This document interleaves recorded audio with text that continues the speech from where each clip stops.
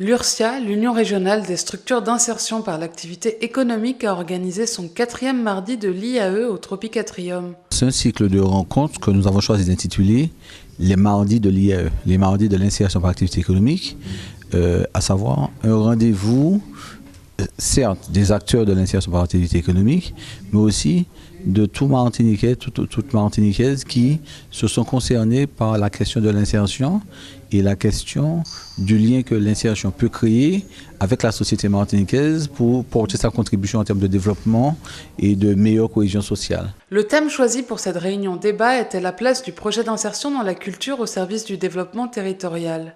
Dans le réseau des structures de l'URSIA, il y a un certain nombre de structures qui ont fait le pari d'utiliser le support de la culture comme élément de remobilisation, de refondation de l'homme. La culture est justement cet espace où l'homme a à déployer tout ce qu'il est parce qu'il va chercher au tréfonds de lui-même, de son histoire, de la perception qu'il a de la vie, etc. Tout ce qui peut lui permettre de se séculariser ou de s'exprimer.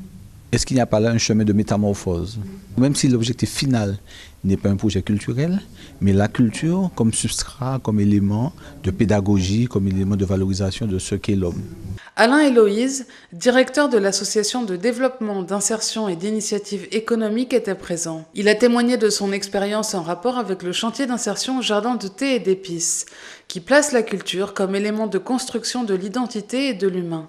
La culture tient une place importante parce qu'on s'est rendu compte qu'en créant ce jardin, on utilisait le patrimoine comme vecteur de l'insertion. Il y a beaucoup de schémas à déconstruire à l'intérieur de chaque individu et parfois de nous-mêmes. Nous avons des représentations, nous-mêmes qui sommes dans l'encadrement, qui sont fausses. Donc c'est justement ce que je vais appeler un village. On va se retrouver, on va se reconstruire, on va apprendre à vivre ensemble d'une manière différente. Alors bien entendu, il y a les savoirs techniques, il y a les gestes de société qu'il faut réapprendre, se lever tôt, venir à l'heure au travail, mais il y a aussi cette partie originelle de nous-mêmes qu'il faut retrouver pour pouvoir revivre ensemble, comme les plantes médicinales. On savait que c'était ce que vos grands-parents vous disaient d'aller chercher pour la guérison.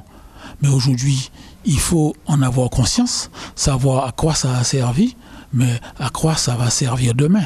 Cette rencontre a également été l'occasion de la présentation du livre La Sautet, témoignage de cette pratique culturelle dans le Nord Caraïbe.